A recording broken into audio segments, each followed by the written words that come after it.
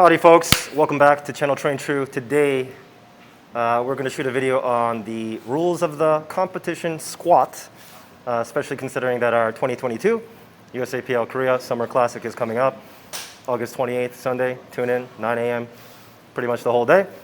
So yeah, let's get to the squat. We'll show you the rules and also the mistakes you might make. Let's go. In order to get into position on the squat, of course, you have to grab the bar somewhere.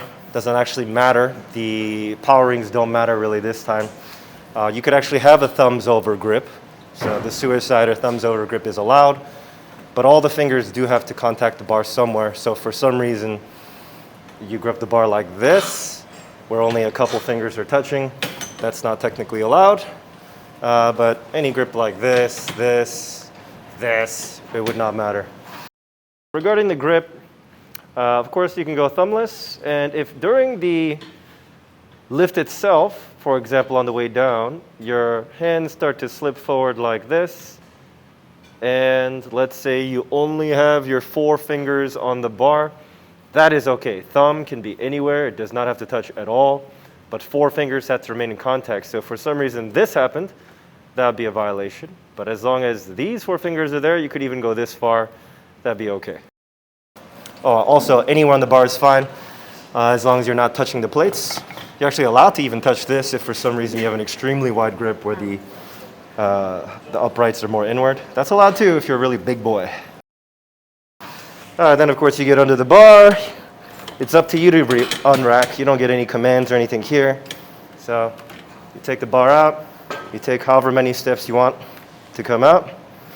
And then as you're doing this, wiggling around, the head referee will not give you a start command because you're not motionless. So get your feet in position. If you're going to do this thing where you kind of like try to get on your toes a bit, make sure you do that ahead of time because you cannot do that after you get the squat command. So here, you probably begin looking at the judge to show him or her that you're ready. Make sure your feet aren't going to move from this position. So a common rule that some people might break is that they might have soft knees even in their starting position.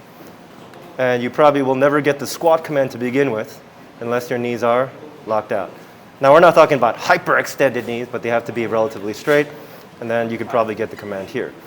Another issue is for low bar people who tend to be much more bent over. If your hips are not straight enough and knees as well, you will not get the start command either. It would have to be more like this to get the squat command. You'll get the start command, which will be actually the squat command. Squat. Then you'll probably brace. Begin, but be careful here. You cannot do anything like this. You cannot move your feet laterally or forward back once you get the squat command.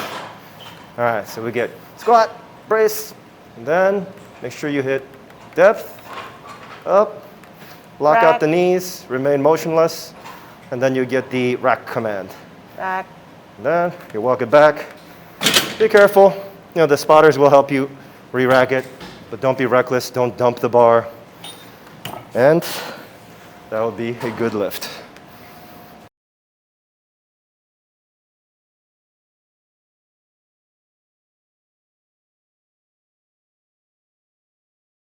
You get the squat command. Now, at this point, you cannot move your foot this way, that way, this way, this way. Basically, you cannot move your foot in any direction. Back and forth too. However, if you rocked back and forth somehow with your weight a little bit, as long as it's not too extreme, even if your toe came off a little bit like this actually would be okay. So keep that in mind on the way up. If for some reason you're like, oh, I need to do this, that would be a failed lift. Okay, another common mistake would be the downward movement. So let's say you hit the hole right around here, and then you decide to do that again. That would be 2. Then down and up movements, that's not allowed. And let's say just on the way up, you're grinding, then you kind of lose your balance a little bit and bring it back up. That would also be a no lift. Another uncommon but potential error is if your elbows touch your knees and assist you in any way on the lift. I'll try to demonstrate it. This is not my normal form. So I'll probably have to have a very elbow forward position on the way down. Then I'll have to hit here.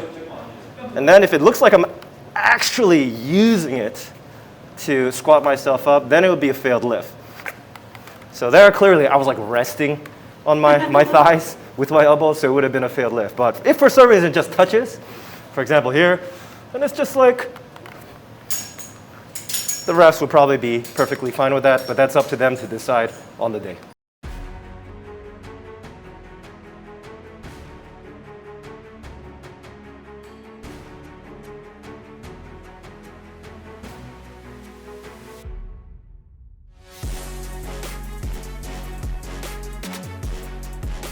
All right, so I hope you're paying attention. That wraps up all the rules and red light reasons for the competition squat.